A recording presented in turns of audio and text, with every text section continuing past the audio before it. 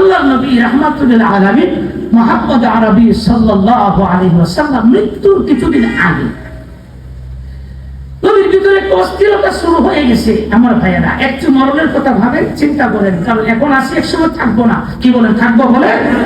হতে পারে জীবনের শেষ মুহূর্ত আমাদের শুরু হয়ে গেছে।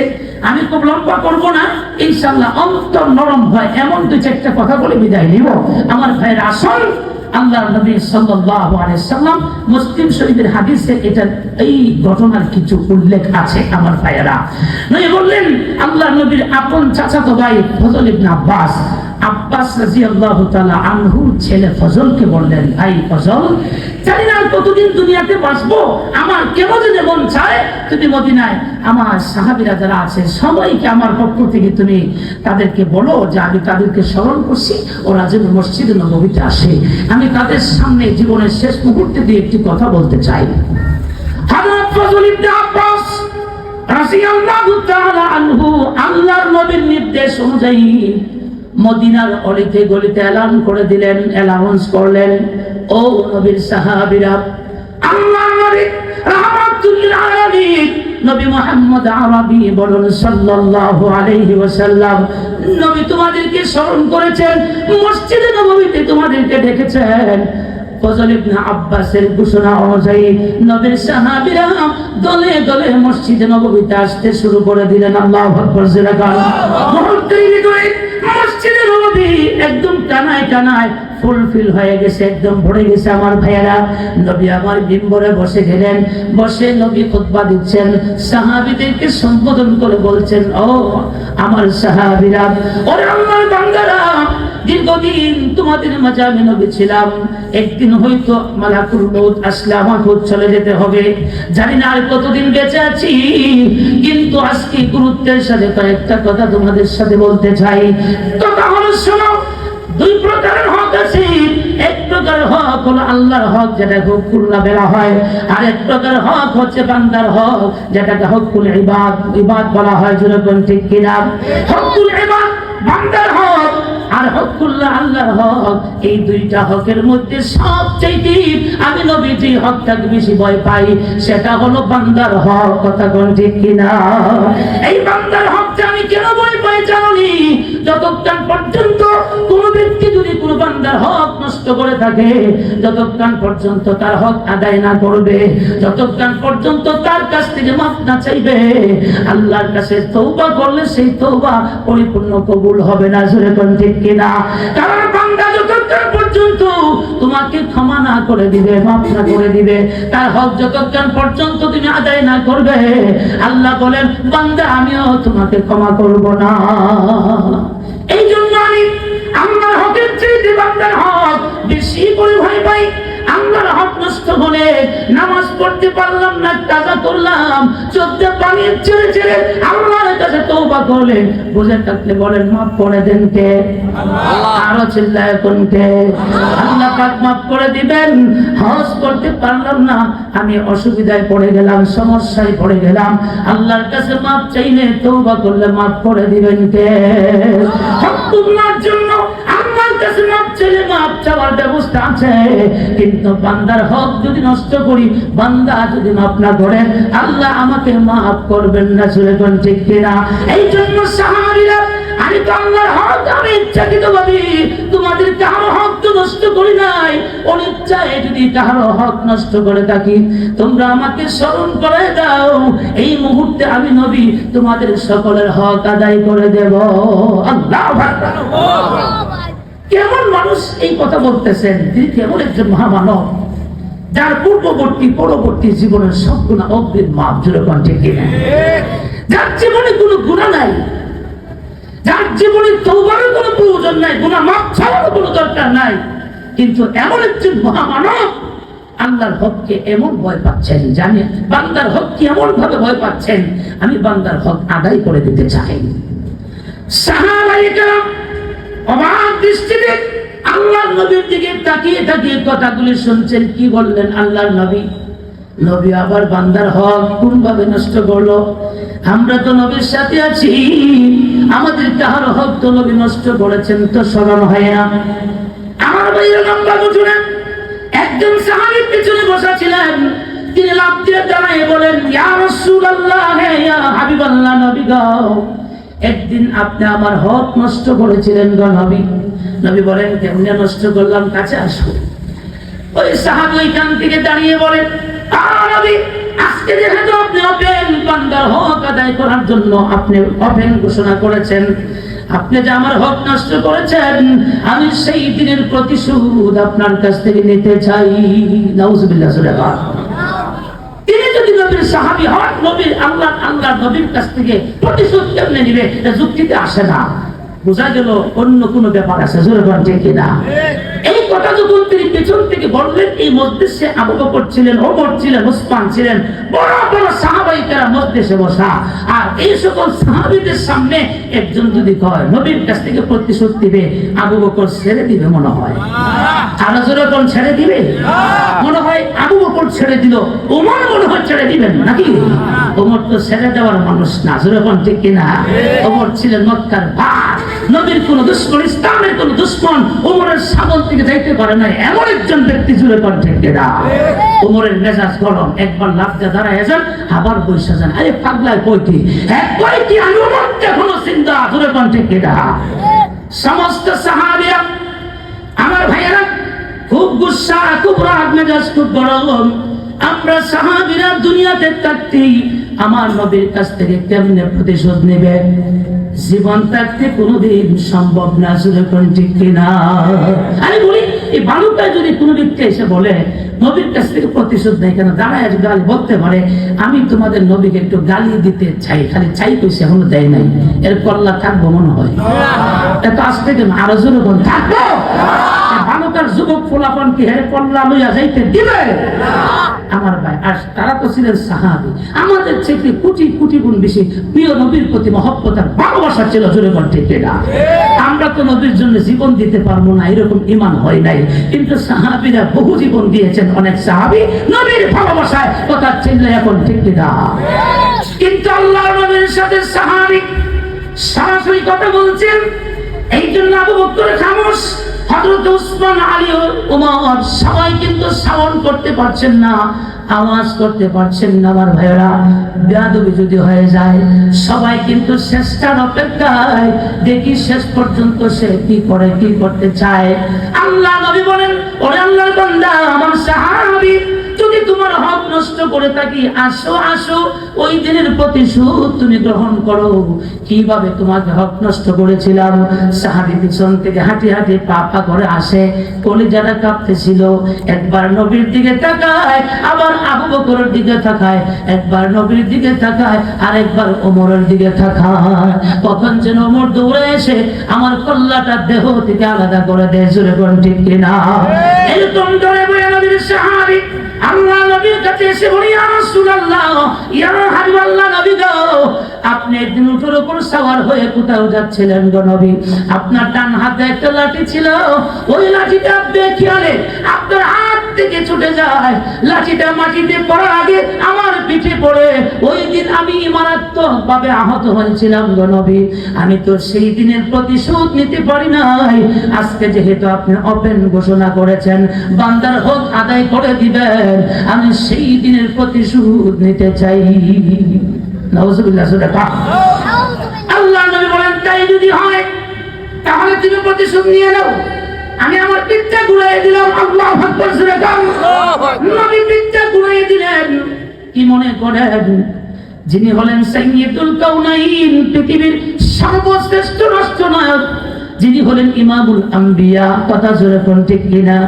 এমন একজন মহামানব, রাহমাতুল লিল আলামিন নবী, বান্দার হকটাকে এমন ভাবে ভয় করে, তো বান্দার হক নিয়ে আমি কবর যাইতে চাই না।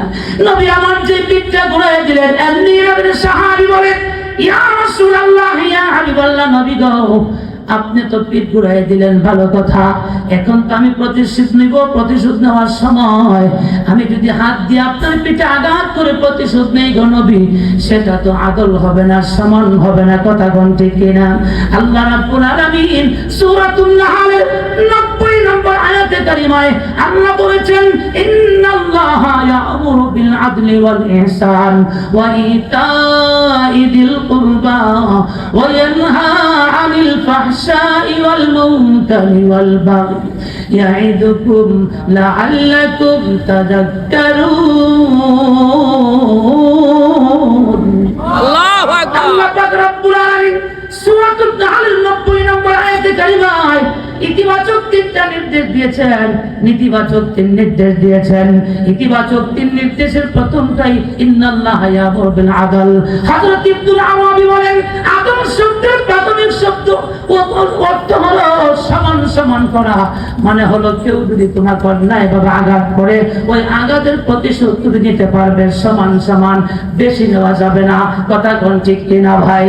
আঘাতের প্রতিশোধ নেওয়া যাবে, সমান সমান নেওয়া যাবে। ইসলাম বলেছে কেউ তোমাকে আঘাত করলে তুমি প্রতিশোধ নিতে পারবে, কিন্তু প্রতিশোধ না নিয়ে ক্ষমা করে দেওয়া, এটা আমার আপনার নবী, প্রিয় নবী রাহমাতুল লিল আলামিনের আদর্শ। জোরে কোন ঠিক কিনা? এই আয়াতে আল্লাহ পাক রব্বুল আলামিন আদম শব্দের 2 নম্বর ইতিবাচক নির্দেশ দিয়েছেন ইহসান। ইহসান শব্দের 2টা অর্থ আমার ভাই। এর প্রথম অর্থ হলো মানুষকে ক্ষমা করে দেওয়া, মানুষের সাথে সদাচরণ করা। এই গুণটা আমার আপনার নবীর মধ্যে ছিল। জোরে কোন ঠিক কিনা? নবী মানুষকে ক্ষমা করে দিতেন। দীর্ঘ 13 বছরের মক্কার কাফের বেঈমানেরা, পৌত্তলিক সম্প্রদায়, দ্বিতীয়বাদ কাফের মুশরিকরা নবীকে নির্যাতন জুলুম করেছে, কিন্তু ফাতে মক্কা হওয়ার পরে, মক্কা বিজয় করে আমার রাহমাতুল লিল আলামিন সকলকে সাধারণ ক্ষমার ঘোষণা করলেন। জোরে কোন ঠিক কিনা? বললেন লা তাসরিবা আলাইকুমুল ইয়াউম, আমার ভয়ে আমার ধরে জঙ্গলে যাওয়ার দরকার নাই। আমি কি পৃথিবীর রহমতের নবী, আমি গজবের নবী না। জোরে কোন ঠিক কিনা? আমার ভাইরা, সেই সাহাবী বলে ইয়া রাসূলুল্লাহ, ইয়া হাবিবাল্লাহ, নবী গো আপনি যদি এখন তো পিঠ দিলেন, আমি আপনার পিঠে হাত দিয়ে আঘাত যদি করি গো নবী, তাহলে সেটা তো আদল হবে না, সমান সমান হবে না। আপনার লাঠি আমার পিঠে পড়েছিল, আমি আঘাত পেয়েছিলাম, ওই দিনের লাঠিটাই আমার দরকার হবে। এমনিতে সাহাবীদের মেজাজ গরম হয়েছে, হাত দিয়ে প্রতিশোধ নিবে না, আবার লাঠি লাগবে। মেজাজ কি ঠান্ডা হইতেছে না গরম হইতেছে? সাহাবীদের আরো গরম হচ্ছে। আমরা যারা শুনছি আমাদের মেজাজ গরম হচ্ছে। জোরে কোন ঠিক কিনা? ওই সাহাবী থাকলে আমরা তো বলতাম না কি বলতাছেন এরকম পাগলামি, আমরা তো সহ্য করতে পারতাম না। জোরে কোন ঠিক কিনা? আমার ভাইরা, নবী বলেন ঠিক আছে, অসুবিধা নাই, আজকে তোমাকে পরিপূর্ণভাবে তোমার হকটা দেওয়া হবে।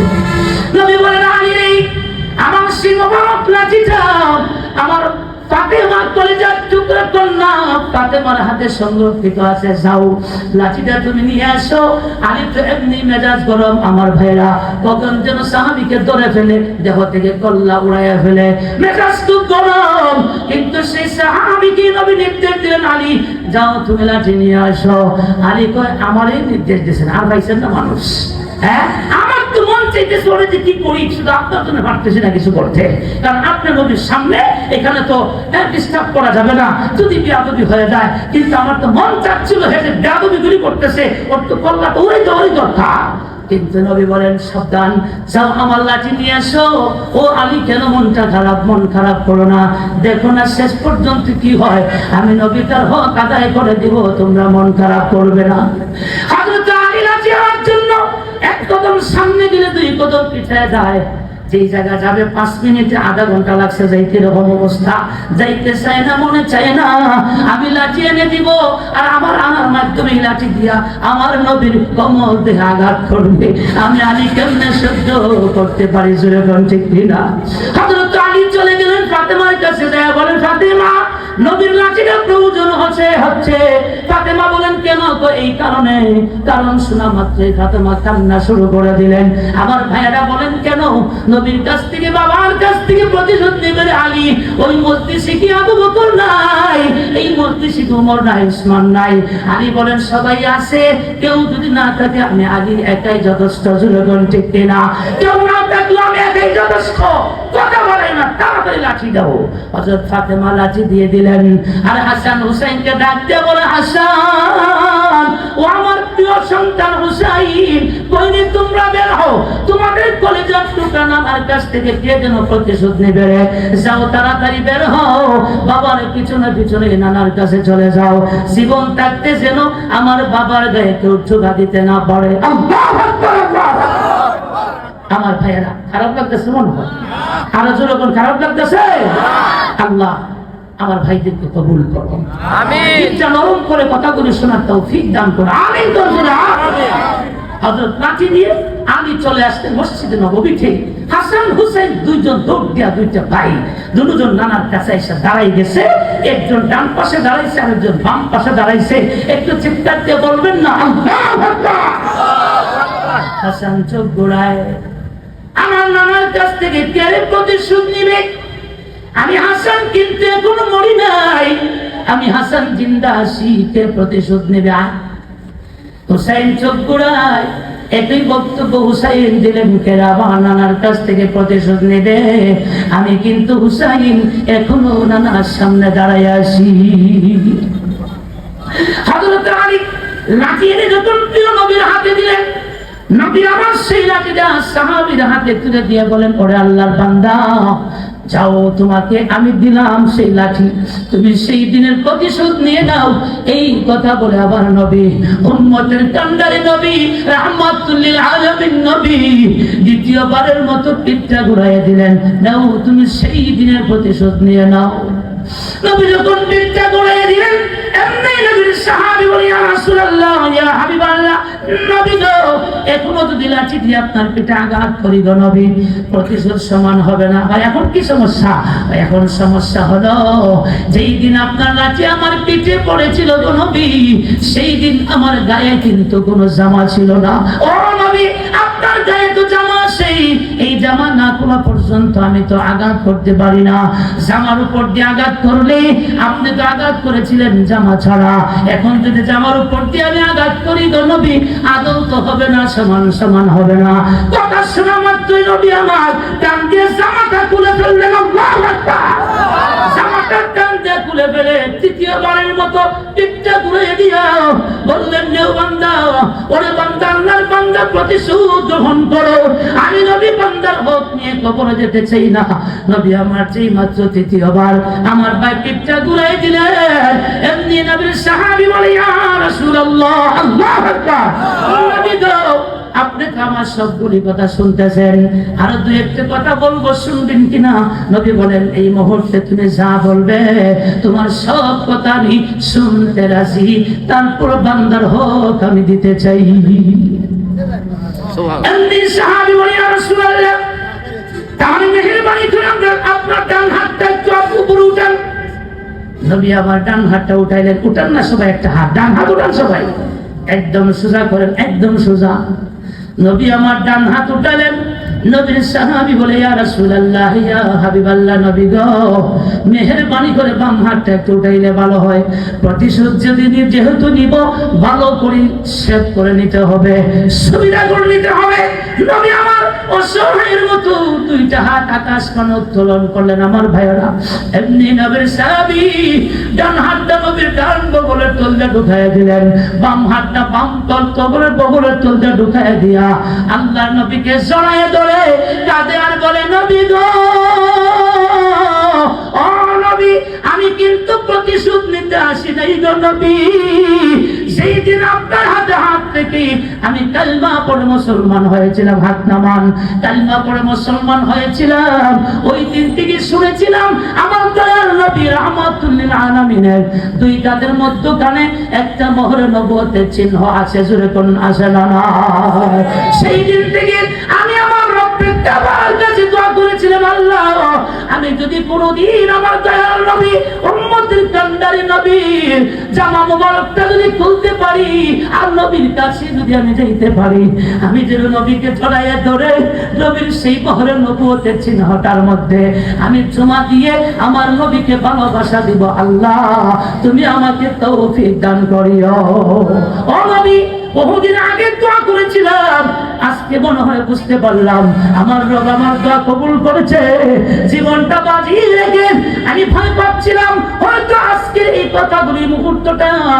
আমার জীবনের শেষ মুহূর্ত সকল সাহাবীদের সামনে আমি সরাসরি আপনার সাথে বেয়াদবি করেছি গো নবী।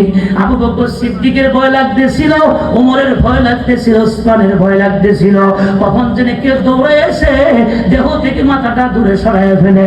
ও নবী, জীবনের সব ঝুঁকি নিয়ে আপনার কাছে চলে আসছি। একদিকে মরণের ভয়, অপর দিকে আমি চিন্তা করলাম আমার রহমতের নবী আমার সামনে, আশা করি কোন সাহাবী নবীর সামনে আমাকে কিছুই করতে পারবে না। কথা চলে কোন ঠিক কিনা? এমনি নবীকে জড়িয়ে ধরে নবীর সাহাবী একবার আবু বকর সিদ্দিকের দিকে তাকায়, একবার ওমরের দিকে তাকায় বলে, ও আবু বকর, আমি একজন সাধারণ সাহাবী আবু বকর, আমার মর্যাদার কোনো নাম্বার নাই। আবু বকর, তোমার তো মর্যাদার নাম্বার আছে, তোমাকে আল্লাহ এত মর্যাদা দিয়েছে, নবী রাসূলদের পরে সর্বশ্রেষ্ঠ মানুষ, উম্মতের মধ্যে তুমি একমাত্র আবু বকর। জোরে বল ঠিক কিনা? ও ওমর, তোমার মর্যাদার নাম্বার আছে, নবী রাসূলের পরে উম্মতের মধ্যে 2 নাম্বার শ্রেষ্ঠ মানুষ তুমি ওমর, তুমি 2 নাম্বার শ্রেষ্ঠ মানুষ। ওসমান তুমি 3 নাম্বার, আলী তুমি 4 নাম্বার। আমার তো মর্যাদার কোনো নাম্বার নাই। তবে এখন থেকে এই মুহূর্তে তোমরা নবীর কাছে নাকি আমি নবীর কাছে? আল্লাহু আকবার! কেমন প্রেম ভালোবাসা আল্লাহর নবীর প্রতি সাহাবীদের ছিল, চিল্লায় এখন ঠিক কিনা? আমার ভাইরা, আমরা সেই প্রিয় নবীকে আমার জীবনের চাইতে, আমার বাবার চাইতে, আমার মায়ের চাইতে, কলিজার টুকরা সন্তানদের চাইতে, প্রিয় নবীকে সারা পৃথিবীর সব কিছুর চাইতে সবার মধ্যে আমার নবী। জুড়ে বল ঠিক কিনা?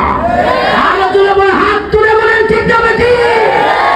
অতবাসকেই আসামুল্লাহ কওমি মাদ্রাসার মহাসম্মেলনে পরিষ্কার ভাবে বলতে চাই, যে নবীকে আমরা আমাদের জীবনের চাইতে বেশি ভালোবাসি, মুসলিম অধ্যুষিত বাংলাদেশে 92% মুসলমানের বাংলাদেশে আগামী কোন দিনে যদি নাস্তিক মুরতাদ বেঈমানেরা আমার নবীর ইজ্জতের উপর হস্তক্ষেপ করে ফেসবুক টুইটারে কলম ধরে, এদের কলমকে কেন্দ্রে পুড়িয়ে দেওয়ার জন্য, নবীর ইজ্জতের হেফাজতের জন্য যদি জীবন দিতে হয়, রক্ত দিতে হয়, তারা তারা তৈরি দু হাত উঁচু করে আল্লাহ যদি